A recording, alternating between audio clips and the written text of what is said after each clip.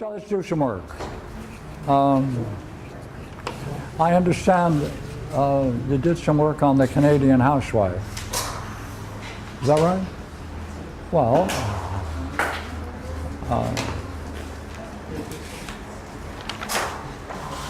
I just have one question. What can you learn from it?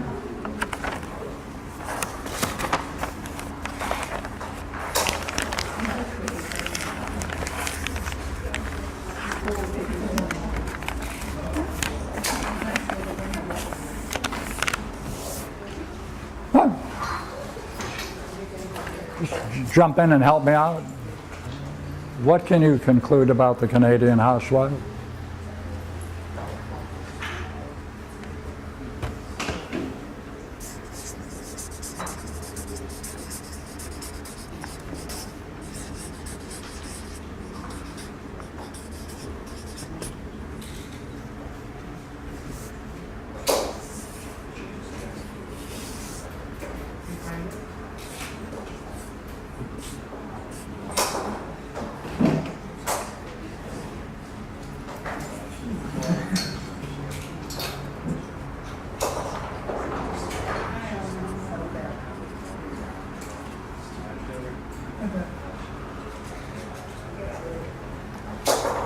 Can you help me out?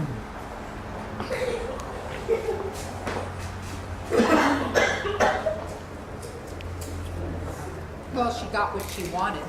But first, I was puzzled. I didn't come to any conclusions. go ahead, help him out. She got what she was looking for.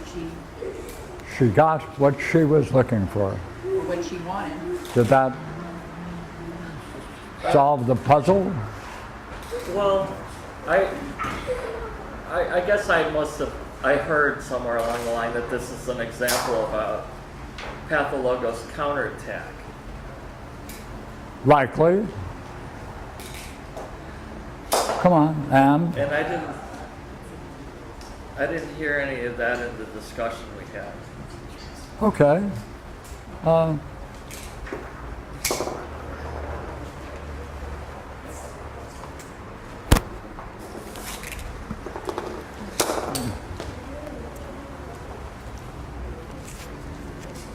Wow.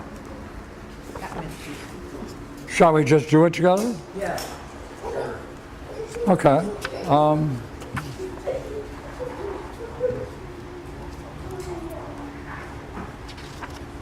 Why don't we get someone to read it and we'll work on it.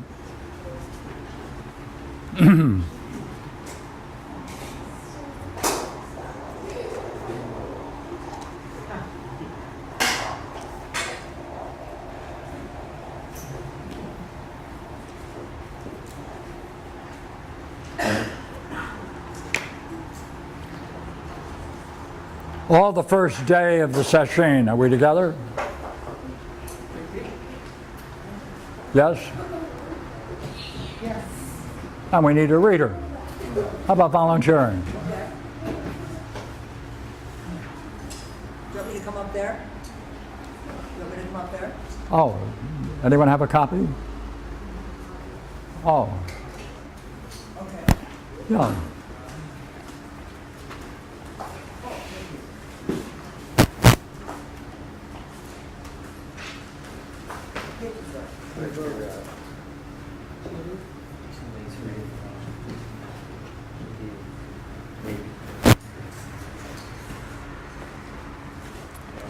Okay. Where are you starting? Want to grab a seat and just I'm read looking it? for the right. Yes, you need. I have a different book. Oh, is that a different book? Maybe that's the problem. Hold on. I will. That's okay. Here.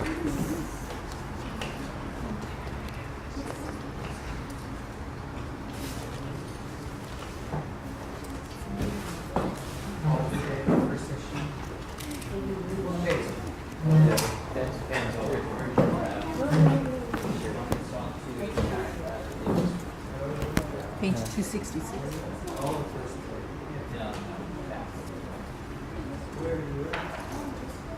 Right there? Right there. All right, good. Okay. All of of the first day of the session, I found it virtually impossible to keep my mind steady. The comings and goings of other participants, as well as the noise and confusion occasioned by the use of the kyosaku, were a source of constant interference. When I complained to the Roshi how much better my zazen had been alone in my own home, he instructed me to pay no attention to the others and pointed out how important it was to learn to meditate in distracting circumstances. At no time during the session, however, was I hit with the kyosaku. I had found it so distracting at a previous session that the Roshi had given instructions it was not to be used on me. By the end of the second day... That's enough.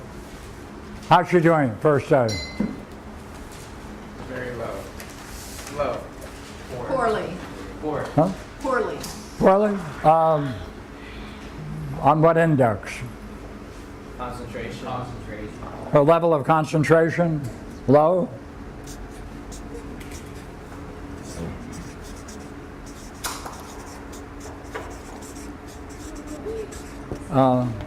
Is she following the Roshi's instruction? No. Or is she giving the Roshi instructions? Yeah. She's saying it would be better in a room. Right? And she does much better at home. Isn't that a great thing? Right? She's in Japan and she, hey, by the way, I do better at home. Okay.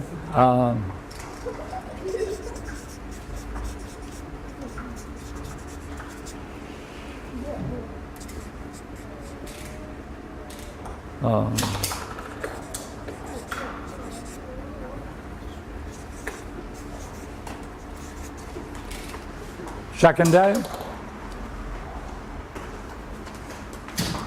At the end, by the end of the second... Hold it. You want to make a comment? She said her concentration had grown steadier. At the end of the first day, did her concentration grow steady? Not the first day, the second. No, just the first day. Oh, first day. Okay, second day, please. By the end of the second day, my concentration had grown steadier. Hold it. Therefore, we can now say, go ahead. I no longer had great pain in my legs, and the cold was bearable with all the clothing I had brought. There was, however, a problem which for me took on more and more significance. I had been told repeatedly to put my mind in the pit of my abdomen, or more exactly, in the region below the navel. The more I tried to do this, the less I understood what it was about the bottom of the abdomen which made this spot so significant. I had been called by the Roshi, it had been called by the Roshi a center or focus, but for me this was meaningful only in a philosophical way. Now I was to put my mind in this philosophical spot and to keep repeating, move. I could find no relation between any of the organs of the abdomen and the process of Zen meditation, much less enlightenment. The Roshi, it is true, had assigned me the koan mu after satisfying himself of my earnest desire for self-realization, and had instructed me as to its purpose and use. Nevertheless, I was still perplexed about how to say mu. Earlier, I had tried considering it the same as the Indian mantra Om, endeavoring to be one with its vibration without questioning what mu was. Now I began to conceive of mu as the diamond at the end of a drill, and of myself as a driller working through layers of the mind, which I pictured as geological strata, as though I was eventually to emerge into something I knew not what. Good. How's she doing? Better. Better? Yes. In what way? Well, her concentration's better. but In what she's- way? Her concentration's better, but she's still doing, she's not listening to the Roshi at all. And that she's still playing? She's doing it herself, right? She's doing her own Roshi. Right. So then we can say she's still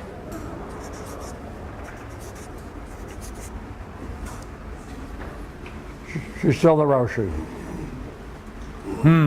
But but she's more comfortable. She says she's not as... Oh, yeah, yeah. Then we'll put a level of comfort. Better. Okay, hold it. Better.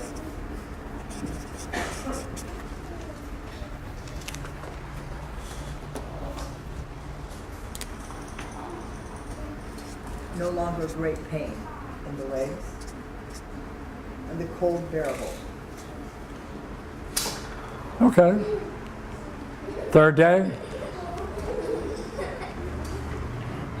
On the morning of the third day, I was truly concentrated, guided by the drilling analogy. I could now focus my mind somewhere in my abdomen without, however, knowing just where, and there was a growing rock-like stability to my sitting. How's she doing? Better. Concentration? Now focus. Go ahead. Keep reading me. Please go on. Okay. By mid-morning, just after the Roshi's lecture, I settled into a fairly deep concentration, increasing the force of each breath, which had been synchronized with the repetition of mu. I expected this increase of effort to strengthen the concentration even further. After some 15 minutes, the combination of this forceful breathing and the repetition of mu began to produce a strange tingling in my wrists, which spread slowly downward to the hands and fingers, as well as upward to the elbows. When this sensation had gotten well underway, I recognized it as identical to what I had experienced under severe emotional shock on several occasions in my life. I told myself that if I increased even further the force of my breathing and concentration, I might come to Kensho. I did this and succeeded only in worsening the situation, finally reaching a fainting state. Just before this state erupted, I began to feel most profound and agonizing sorrow, with which came violent shivering spasms and a gnashing of my teeth. Nervous paroxysms shook my body again and again. I wept bitterly and writhed as though in a torrent of electricity were surging through me. Then I began to perspire profusely. I felt that the sorrows of the entire universe were tearing at my abdomen, and that I was being sucked into a vortex of unbelievable agonies. Sometime afterward, I can't say how long, I remember my husband ordering me to stop zazen and to lay down and rest. I collapsed onto my sitting cushion and began to shiver. My hands were now quite stiff. Neither my fingers, sticking out at odd angles, nor my elbows would bend. My head whirred, and I lay exhausted. Slowly the nerves relaxed. In half an hour, all had subsided. My energies had returned, and in all respects, I was ready to resume zazen. At the afternoon dokusan, the Roshi immediately asked what had happened, and I told him, and when I told him, he said it was a makyo, and to keep on doing zazen. Such things could happen from now on, he warned. They showed my meditation was deepening.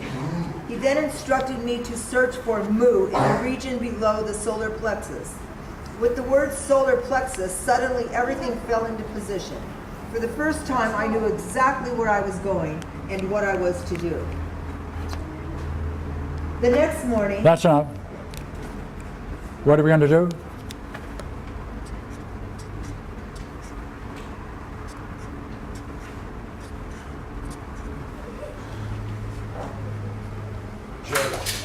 Right. Comfort level hit the bottom. Right. Then she emerged. Agree? Her concentration crumbled, picked it up again. Makes interesting connections with her life, does she not?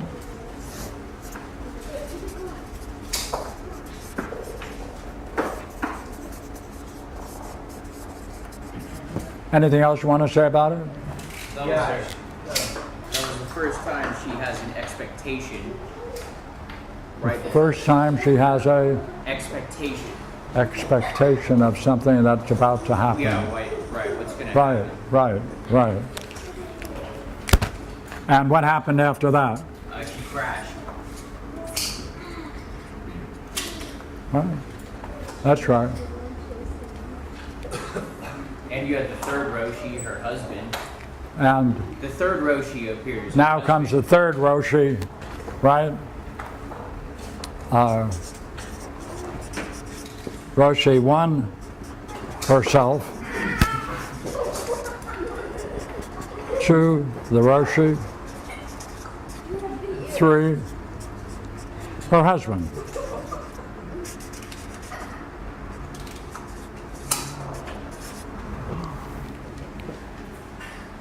So he's playing a vital role. We'll have to see. All right, go ahead. The next morning, the fourth day, I awakened with the bell at 4 a.m. and found that I had not separated myself from Moo, even while asleep. How's she doing? Concentrating? Good. Not separated from me, so Yeah. she's holding Go ahead. steady. Even when asleep, which was what the Roshi had continually urged. So she's following directions. During the first sitting period before morning dokusan, the previous day's symptoms began to appear. This time telling myself it was only a makyo. I kept right on, determined to ride it out. Gradually, however, the paralysis descended into my legs as well, and I could just hear my husband say in the distance somewhere that I was in a trance. I thought my body might begin to levitate, but still I kept on with my zazen. Then I fell over helpless and lay still.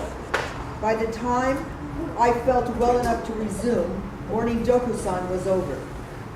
I began to consider that I must be doing something wrong, misdirecting my energy in some way. During the rest period, after the morning lecture, I suddenly realized that this center where I was being told to put my mind could only be a certain region long familiar to me. From early childhood, it was the realm to which I had always retired inwardly in order to reflect. I had built up a whole set of intimate images about it. If I ever wanted to understand the truth of a situation, it was to this particular area that I must go to consider such problems, which had to be approached in a childlike frame of mind, free from prejudice. I would simply hold my mind there and be still, almost without breathing, until something coalesced. This, I believed, was the region the Roshi intended. Intuitively, I divined it, and with all my energy centered Mu there. In perhaps half an hour, a warm spot began to grow in my abdomen, slowly spreading to my spine and gradually creeping up the spinal column. This was what I had been striving for. Highly elated, at the next dokusan, I told the Roshi that I had found the spot and described its functioning to him as I had always experienced it. Good, he exclaimed. Now go on. Returning to my place, I threw myself into zazen with such vigor that before long the paralysis began to manifest itself again. The severest attack yet. I could not move at all, and my husband had to help me lie down, covering me with blankets. While lying there recuperating, I thought, my body is obviously unable to stand up to the strain I am putting on it. If I am able to see into Mu, it must be done with my mind alone, and I must somehow restrain the physical and nervous energies which will have to be conserved for the final effort. This time when I recovered, I tried to concentrate my mind without voicing or thinking Mu, but found it difficult. In practice, it meant actually divorcing concentration from breathing rhythm. However, after repeated efforts, I did accomplish it, and was able to hold my mind steady in my abdomen as though staring intently at something, and just let my breathing take any rhythm it inclined to. The more I concentrated with my mind in my abdomen, the more thoughts like clouds arose. But they were not discursive. They were like stepping stones, directing me. I jumped from one to the next, constantly moving along a well-defined path which my own intuition bade me follow. Even so, I believed that at some point they must disappear and my mind become quite empty, as I had been led to expect before Kensho. The presence of these thoughts signaled to me that I must still be far from my goal. In order to conserve as much energy as possible, I relaxed my posture and, to warn myself, pulled the blanket and to warm myself, pulled a blanket which had been loose around my body up over my head. I let my hands fall limply into my lap and unlocked my legs to a loose, cross-legged position. Even that small amount of energy placed at the disposal of my mind increased its concentrated intensity. Shall I stop there? Yeah, nice, yes. What can we conclude from that? You see her ups and downs? But you feel a steady momentum, too, towards what she feels that she's moving in a better way. Anything significant going on that day Yes. that broke away from past behavior? She started to follow the Roshi's instructions Pardon me? more. She started following the Roshi's That's it. She followed the Roshi. She's now following the Roshi. Right? Anything else? Yeah, she found the spot from early childhood where she would go to find the truth. Do it again. She found the spot right in her abdomen where she would go in early childhood. She would Yeah. about to find out the truth of any situation. So, what happens when she hits bottom?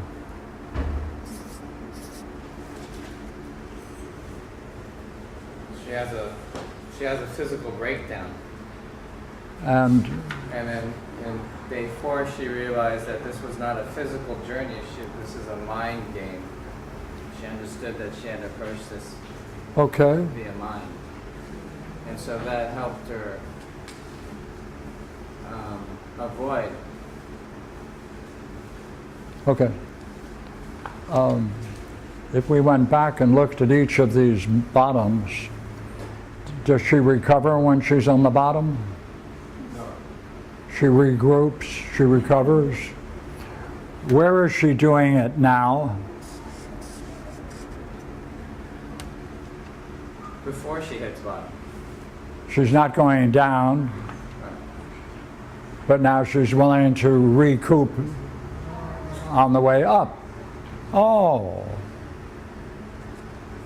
let's see what difference that makes. Would you say that, in that sense, she's becoming a better Roshi to herself?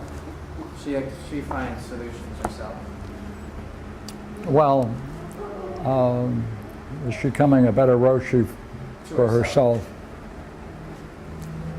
While working along his direction or in Yeah. opposition to it? No, working along with him, but then Yeah, okay. she's the one So who then- realized it's Yeah, mine. so we can say there's a joining Yeah. at this point.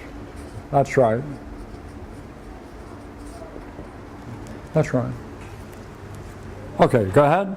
The following morning at Dokusan, the 5th day, the Roshi told me I was at a critical stage and not to separate myself from Mu for a single instant. Fearing that the 2 remaining days and 1 night might not be sufficient time, I clung to Mu like a bulldog with its bone, so tenaciously in fact that bells and other signals became dim and unreal. I could no longer remember what we were supposed to do when signals sounded and had to keep asking my husband what they meant. In order to keep my strength up, I ate heartily at every meal and took all the rest the session schedule allowed. I felt like a child going on a strange new journey, led step by step by the Roshi. That afternoon, going out for a bath, I walked down the road thinking about Mu. I began to get annoyed. What is this Mu anyway? What in the name of heaven can it be? It's ridiculous. I'm sure there is no such thing as Mu. Mu isn't anything, I exclaimed in irritation. As soon as I said it was nothing, I suddenly remembered about the identity of opposites. Of course, Mu is also everything. While bathing, I thought, if Mu is everything, so is the bath water, so is the soap, so is it the bathers. This insight gave fresh impetus to my sitting when I resumed it. So how's she doing?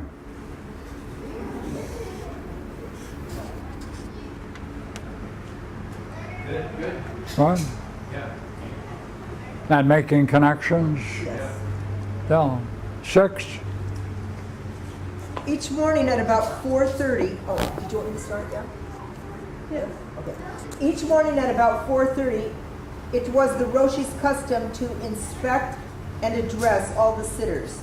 Using the analogy of a battle in which the forces of ignorance and enlightenment were pitted against each other, the Roshi urged us to attack the enemy with greater vigor.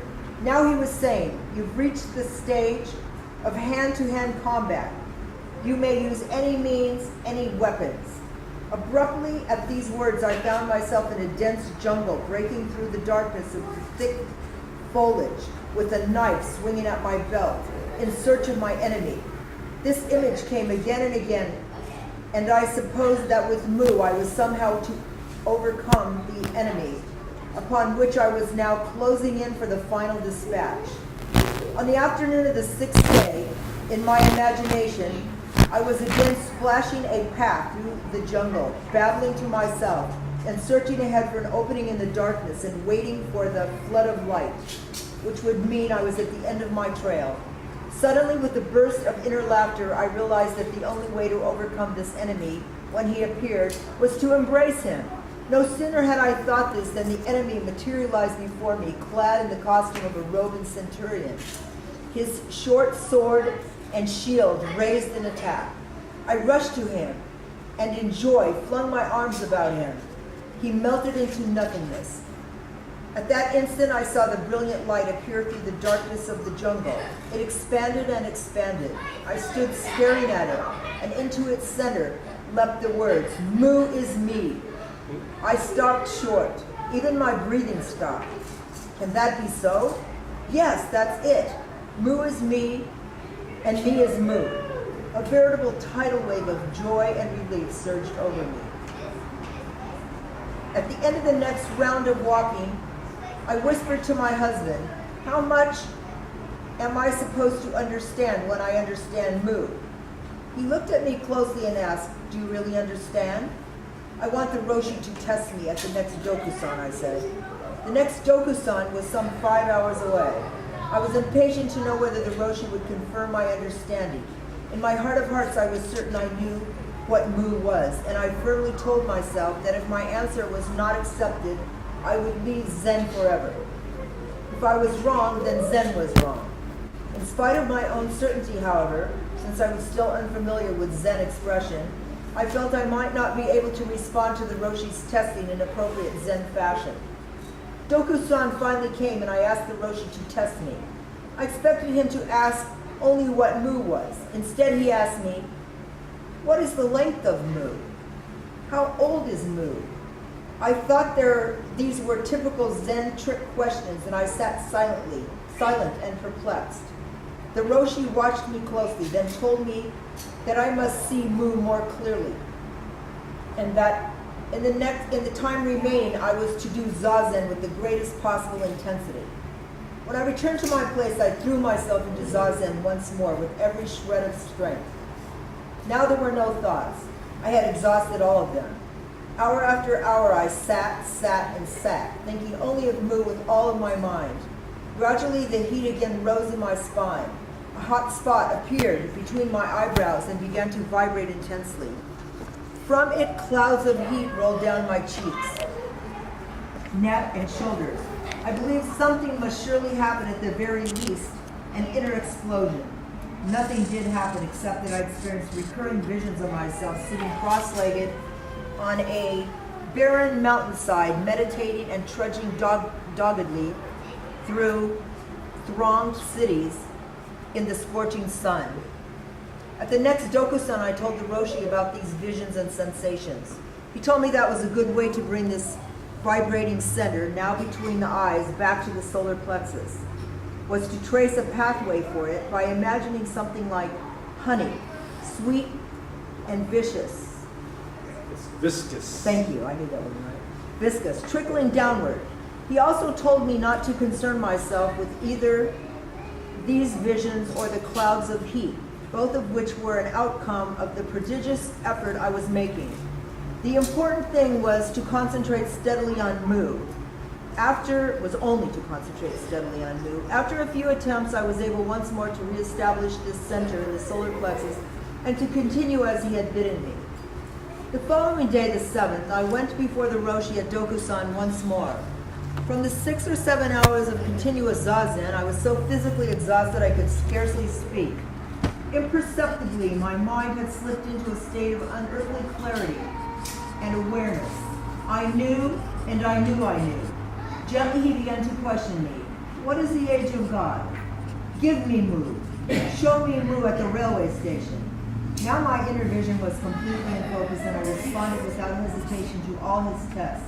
After which the Roshi, my husband who interpreted, and I all laughed joyfully together and I explained, it's all so simple.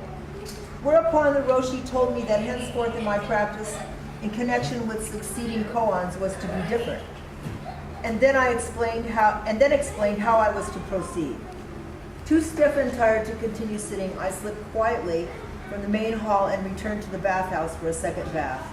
Never before had the road been so road-like, the shops such perfect shops, nor the winter sky so unutterably a starry sky. Joy bubbled up like a fresh spring. Stop there or keep going? Very nice. Keep going? Yes. The days and weeks that followed were the most deeply happy and serene of my life. There was no such thing as a problem. Things were either done or not done. But in any case, there was neither worry nor consternation. Past relationships to people which had once caused me deep disturbance, I now saw with perfect understanding. For the first time in my life, I was able to move like the air in any direction, free at last from the self which had always been such a tormenting bond to me. 6 years later? Keep going? Yeah? 6 years later. One spring day I was working in the garden. The air seemed to shiver in a strange way, as though the usual sequence of time had opened into a new dimension. And I became aware that something untoward was about to happen. If not that day, then soon. Hoping to prepare in some way for it, I doubled my regular sittings of zazen and studied Buddhist books late into each night. A few evenings later, after carefully sitting through the Tibetan Book of the Dead and then taking my bath, I sat in front of a painting of the Buddha and listened quietly by candlelight to the slow movement of Beethoven's A minor quartet, a deep expression of man's self-renunciation, and then went to bed. The next morning, just after breakfast, I suddenly felt as though I were being struck by a bolt of lightning, and I began to tremble. All at once, the whole trauma of my difficult birth flashed into my mind. Like a key, this opened dark rooms of secret resentments and hidden fears which flowed out of me like poisons. Tears gushed out and weakened me, so I had to lie down. Yet a deep happiness was there. Slowly my focus changed. I'm dead. There's nothing to call me. There was never a me. It's an allegory, a mental image, a pattern upon which nothing was ever modeled. I grew dizzy with delight. Solid objects appeared as shadows, and everything my eyes fell upon was radiantly beautiful. These words can only hint at what was vividly revealed to me in the days that followed. The world was apprehended by the senses. The world as apprehended by the senses is the least true in the sense of beauty, the least dynamic in the sense of the eternal movement, and the least important in a vast geometry of existence, of unspeakable profundity, whose rate of vibration, whose intensity and subtlety are beyond verbal description. Words are cumbersome and primitive, almost useless in trying to suggest the true multidimensional workings of an indescribably vast complex of dynamic force, to contact which one must abandon one's normal level of consciousness. Number 3. The least act, such as eating or scratching an arm, is not at all simple. It is merely a visible moment in a network of causes and effects reaching forward into unknowingness. and back into an infinity of silence, where individual consciousness cannot even enter. There is truly nothing to know, nothing that can be known. 4. The physical world is an infinity of movement, of time existence, but simultaneously it is an infinity of silence and voidness. Each object is thus transparent. Everything has its own special inner character, its own karma or life in time. But at the same time, there is no place where there is emptiness, where one object does not flow into another. Number 5. The least expression of weather variation, a soft rain or a gentle breeze, touches me as a, what can I say, miracle of unmatched wonder, beauty, and goodness. There is nothing to do. Just to be is a supremely total act. Looking into, number 6, looking into faces, I see something of the long chain of their past existence, and sometimes something of the future. The past ones recede behind the outer face like ever finer tissues, yet are at the same time impregnated in it. Number 7, when I am in solitude, I can hear a song coming forth from everything. Each and everything has its own song. Even moods, thoughts, and feelings have their finer songs. Yet beneath this variety, they intermingle in one inexpressibly vast unity. Number 8, I feel a love which without object is best called lovingness. But my old emotional reactions still coarsely interfere with the expressions of this supremely gentle and effortless lovingness. Number 9, I feel a consciousness which is neither myself nor not myself, which is protecting or leading me into directions helpful to my proper growth and maturity, and propelling me away from that which is against that growth. It is like a stream into which I have flowed, and joyously it is carrying me beyond myself.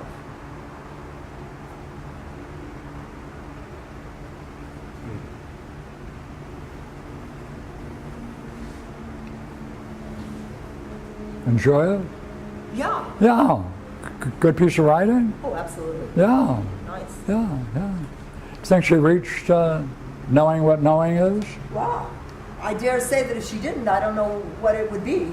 It seemed that she had a very profound experience and the Right. enlightenment experience that she was looking for. Think she got it? It sounds like it. Why do you say it sounds like it? I don't know. That's just what I said. Yeah, She's presenting a good case for her. absolutely. Yeah. Thank you. Yeah. Hey, what can you learn from this? Perseverance in a righteous course brings Of course. Wait a minute.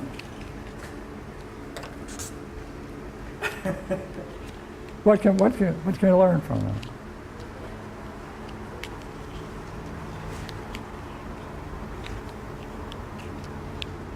What did she have to overcome? See, this is the part she's into Zen. Yeah. This is the part where she had to confront the difficulties to get into this.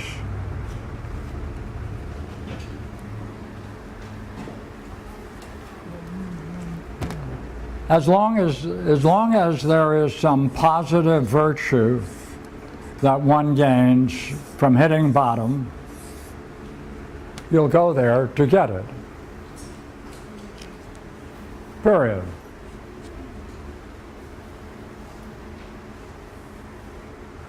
We can use the mind to get to the fourth dimension. We can use the mind to get into the fourth dimension. But while you're struggling for it, whenever you do hit bottom, that's what you want to study. Or through a meditative practice, you can break through without knowing what you're breaking through. Yeah. She had to let go of her expectations Yeah, and her physical pain and her thoughts. and her Roshi husband, Oh yeah. right? And her Roshi self. So, if you have this, then can you go back into the story? She never quite gave up her Roshi self. By that, if we begin her story in the first paragraph, what do you see in the first paragraph?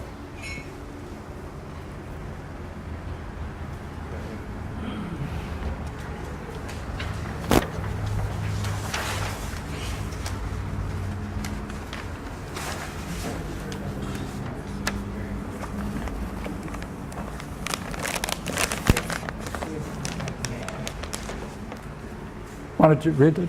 Oh, you want me to Yeah, say it? yeah.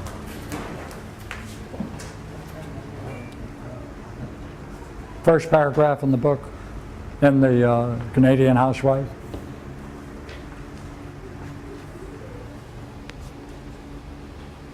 On the first day. Yes, Oh, the first day. Okay. So what was your question again? Now that I found that. yes. The very first paragraph. Age 35, there she is. It starts all the first day, right? That one? No, Oh, God, gosh.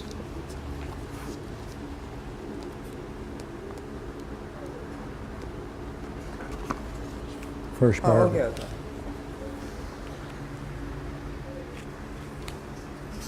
So you want me to read it? Yeah, please. Oh, okay, okay. Yeah. Age 35, Canadian housewife. Canada and the United States. The early years of my life were quiet and uneventful. No tragedy touched me, and my parents were devoted to the bringing up of myself and my two sisters. It could almost be called the ideal childhood by most Western standards. Even from the very first, though there were recurrent periods of despair and loneliness which used to seep up from no apparent source, overflowing into streams of tears and engulfing me to the exclusion of everything else. At these times, the painful feeling of being entrapped was overpowering, and simply to be a human being, a wretched and ignominious lot. Good. So what? So what? She sounds What pretty can we, miserable. giving the story of the struggle she had gone through, is there any relationship? Well, she was very down at this point. I mean, this was a bottom, it sounds like. I mean, painful feeling of being entrapped was overpowering. And simply to be a human being, a wretched and, what was it again? Ignominious lot. So, it doesn't sound like any fun at all right there. So it was a very down experience for her. Say, Bottom. what do you think of the language? Entrapped. They're devoted to bringing them up, right? Therefore, what kind of,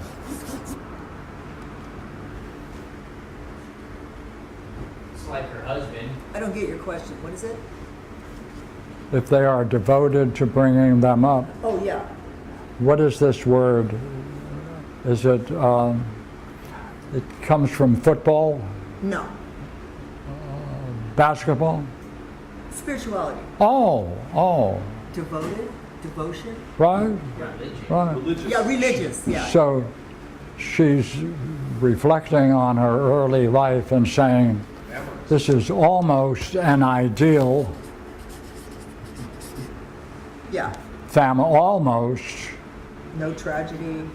no tragedy. My parents devoted to the bringing up of myself and my two sisters. Devoted. Is it possible that that devotion leaves the child with a puzzle? In any case, right? She then gets into a series of experiences that are reminiscent and appear to have some relationship to her Dokusan experience that we just read. Yeah, Is that right? I think so, yeah. Ah, Recurrent periods of despair Yeah. and loneliness yeah. from no apparent source. Tears engulfing me to the exclusion of everything else. Painful feelings. She had that stuff during her Right. sitting. Then she gets married, husband dies. Right. And what does she, again, what does she suffer?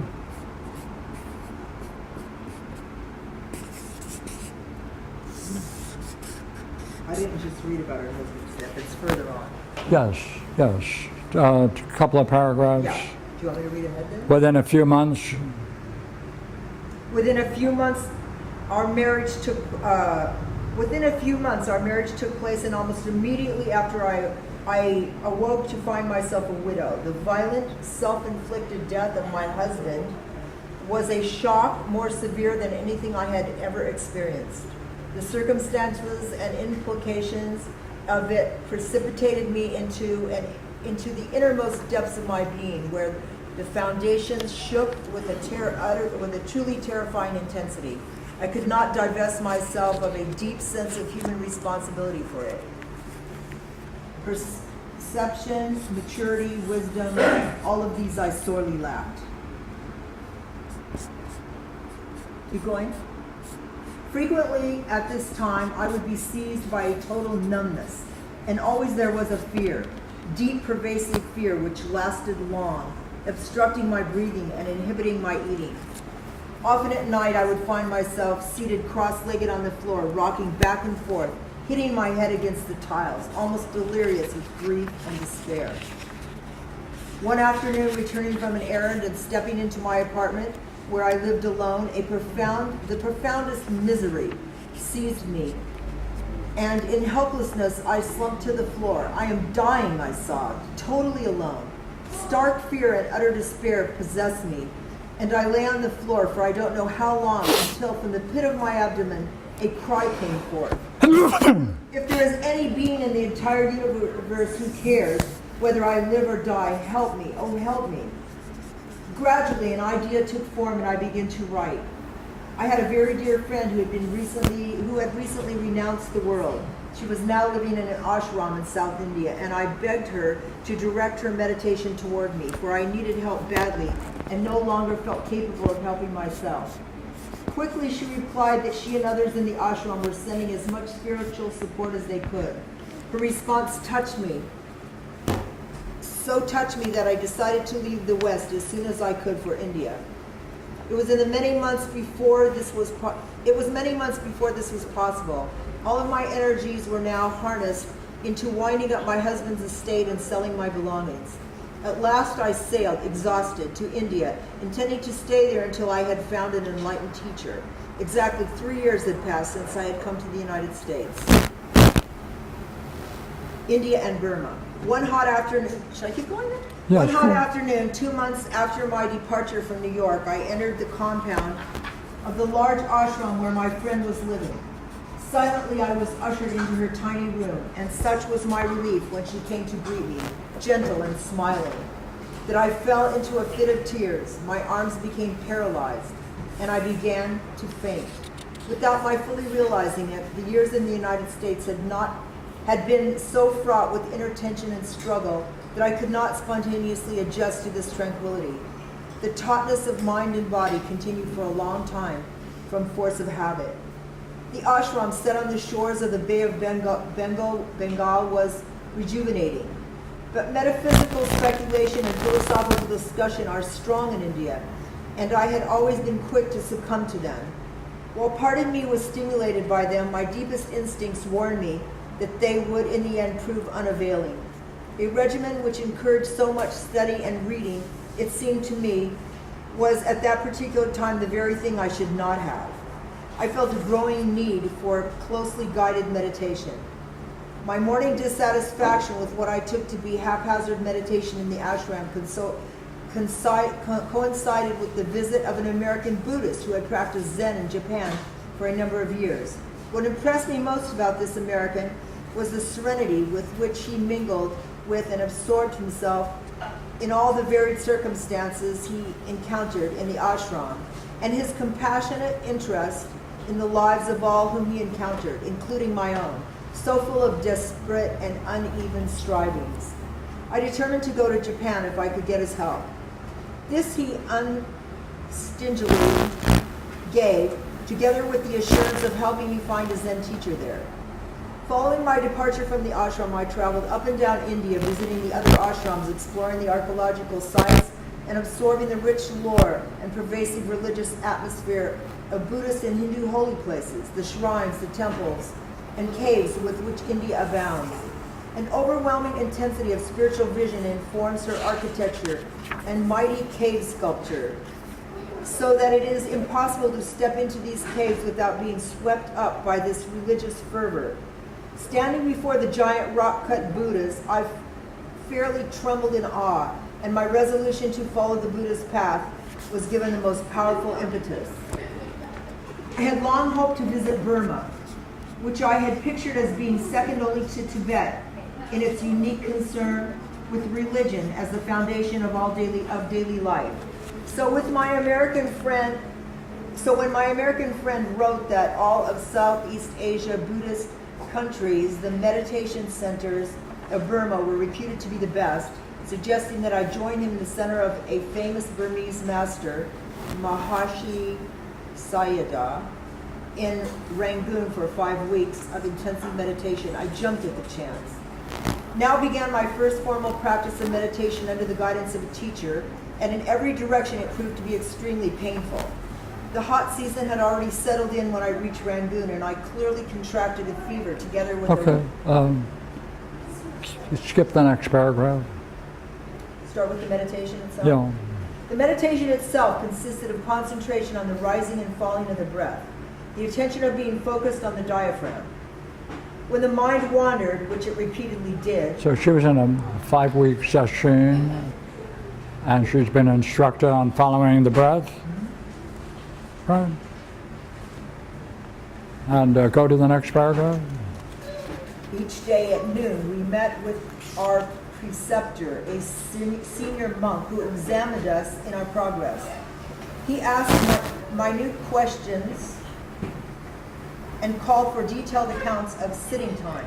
No. Then a couple of comments she's making. At the end of the 5 weeks, see the beginning of that paragraph? At the end of the 5 weeks, my concentration and health had improved considerably in spite of, or because of acute pain and discomfort, which I had of my own free will undertaken. The turning of the mind from outer activity to inner contemplation was by far the most rewarding task I had ever undertaken, and unquestionably the most difficult. The outside world, when I re-entered it, appeared radiantly beautiful to my fresh gaze, and I had serenity and equanimity which, while not yet deep, surpassed anything I had hitherto experienced. I knew I had taken my first step in the direction I wanted to travel. Then she lands in Japan. Yes? Right? She got help from her husband. Japan and Zen. The very next day, my arrival in Japan, my American friend conducted me to Ryutakuji, a Rinzai monastery perching like a giant bird amidst groves of towering pines and bamboo in the shadow of majestic Mount Fuji, and looking down upon a rolling valley of breathtaking beauty. Through the generosity of its master, Soen Roshi, this was to be my home for the next 5 months. Under his benevolent guidance, I began to learn the structure and discipline of monastery life. Summoned by the gong, I learned to rise at the unconscionable hour of 4 a.m., to leap into monastery robes, splash cold water on my face, and take my position with the monks in the main hall in the cold dawn for the early morning sutra chanting. So, would you agree? She attends 5 previous sessions in Japan. She had a 5-week session in Burma, and then we looked at her journey, and this is the 6th one.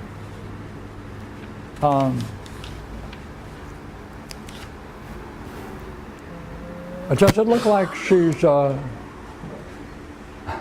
finish it? It doesn't look like the 5 months and the 5 sessions of help. It's like she walks in as if she's The first one. the first one, That's curious. right?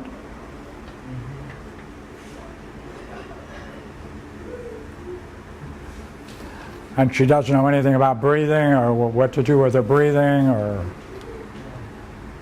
Well, she's working but on she's had what? 5 weeks in one session, and this is the 6th one.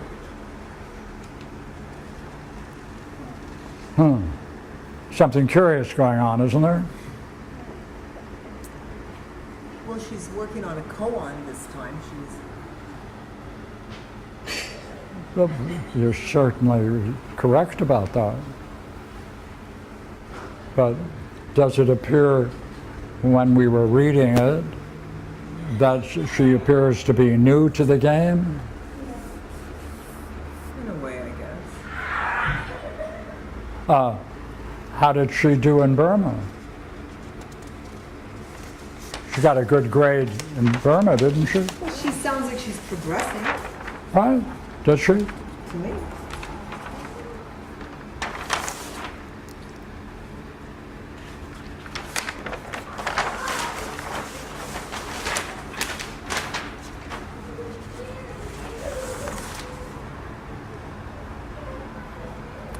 How important is this theme of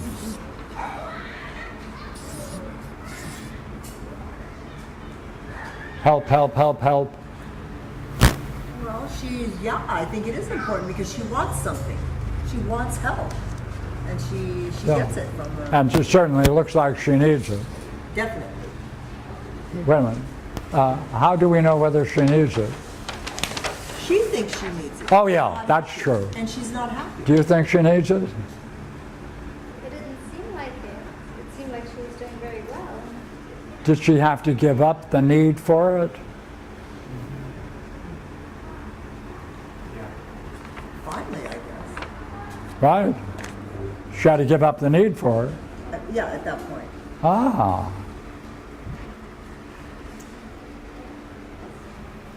And in the end, the 8th condition that she mentions, she still experiences the old restlessness.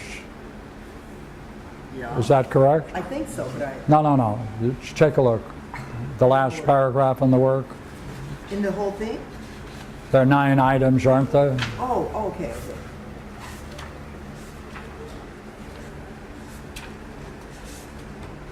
Okay, now, what was it again? Take a look. 8 is what? I feel a love which without object is best called lovingness.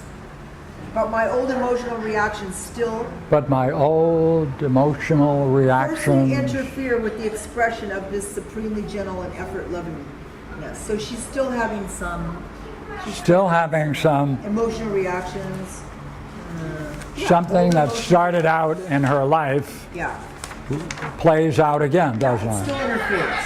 Yeah. Still coarsely interferes, she says. Yeah. So that's severe. Yeah. Coarsely. Yeah. Right. So she still has some work to do. Yeah. Yeah. Yeah. Big question is, she had to discover the values that she gained here, she could gain here.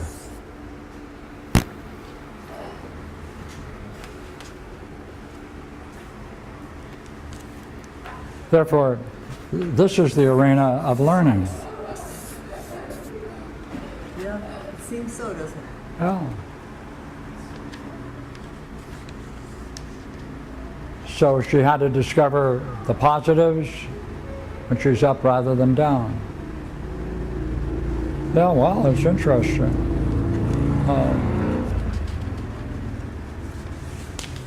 Curious. right, isn't it? Well, how Yeah. can we account for her learning from the low part? Do it again. How are we accounting for her learning on the low part when that number 8 suggests or clearly states that she's still doing that to some Still degree? doing it. Maybe not to the same degree, but it's still going on. It's still interfering with her life, Right. right? Still there. Moderated, but still there. Yeah, that's right. You might say maybe she needs a midwife talk at one of those points. Yeah, That this is called before philosophical Right. BB bottom. Well, it doesn't look like No. in that 8th point, at the end there, the 8th point. Pardon me? Do it Sorry. again. At the 8th point here, at the end, it doesn't look like she's being blocked, because it goes, she has these things and they kind of come and go, but she's still pursuing her goals and doing what she's supposed to. So in some ways, she's unraveled. She's not blocked by it anymore. It doesn't look like it. There, looks like then she has some work to do. Well, yeah, what do you do with this language, coarsely interferes? Yeah. Is that the like blocking language or? Yeah, Yeah. yeah. So it's not just a steady ride. Abrasive, right? Yeah, she still has stuff coming up. Yeah.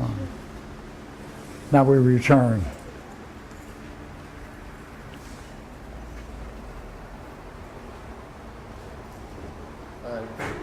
What do you think? This arena of learning. Come on. Could Remember you the original statement you expand? began the evening Yes. with?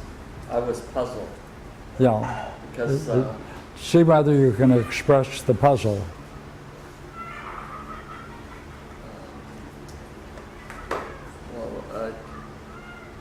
the puzzle was this seems to be a pathologous counterattack, or I've heard it described that way, and I can see the counterattack, but I can't see the pathologos. Well, the data isn't there. The data is missing. Yeah, Yes. she doesn't give us the data that would give us an indication of what fundamental belief she has.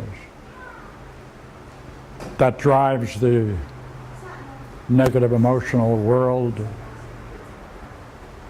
Well, you could see a bit of falseness in this lady, because she starts out saying she had a perfect childhood, and then she talks about her paralysis that she experienced when she was in her childhood. So there's a contradiction. Yeah. We would like to have more, but this is what we've got. So yes, there is a puzzle. Yeah. Doesn't she say though that from the outside it would appear to others that she had a perfect life? I don't have the book, but I didn't hear her saying that. I heard her saying from the outside it would appear that way. But I may not have. Yeah. Maybe, but the impression that she conveyed was certainly that. It She was. says, even from the first, though, there were recurrent periods of despair and loneliness, which used to seep up from no apparent source, overflowing into streams of tears, and engulfing me to the exclusion of everything else. So she was overwhelmed by her emotions even early on. What would you conclude from what we I read? can't because I don't have the text. I'm just saying from the reading. There. Remember that she stated the appearance of. That's all. So I was asking for clarity. So I'm not going to read all of it. Okay. One paragraph is right there. But Yeah, that's good. don't you agree that at the end, she doesn't have any despair or loneliness? Everything is positive at the end? Not necessarily, because she says right here, but my old emotional reactions still coarsely interfere with the expression of this supremely gentle and effective lovingness. But that's not it's not discussed as to what that means, right? Not specifically, but. No loneliness or despair, the words are not there, right? My old emotional reactions. But, yeah, but it could be a variety of. Still, it sounds like the same stuff. Well, Doesn't sound like music. you can use my eraser and change it. Or Well, I just didn't read it that way. well, how are you reading it? How do you? I read understand it, I didn't see the despair at the end that I saw at the beginning. I didn't see those words because in the beginning, the words were explicitly there, but at the end, it's just emotions and our. But it said old. I mean, My we have emotions at many variety of emotions, but specifically, I didn't see the despair and loneliness at the end. That's how I read it. Therefore, Then clearly Oralia is concluding there's significant growth there. Of course, significant. and you would say, come I on. would say she says, but my old emotional reactions still coarsely interfere with the expressions of this supremely gentle and effort loving. And therefore, you would conclude I would conclude she's still got old emotional reactions. are Coarsely still interfering with her life. Yes, that's what it says. Well, I Well- agree if it ended there though, but it doesn't, that's not where the story ends though. That's not the end of the story.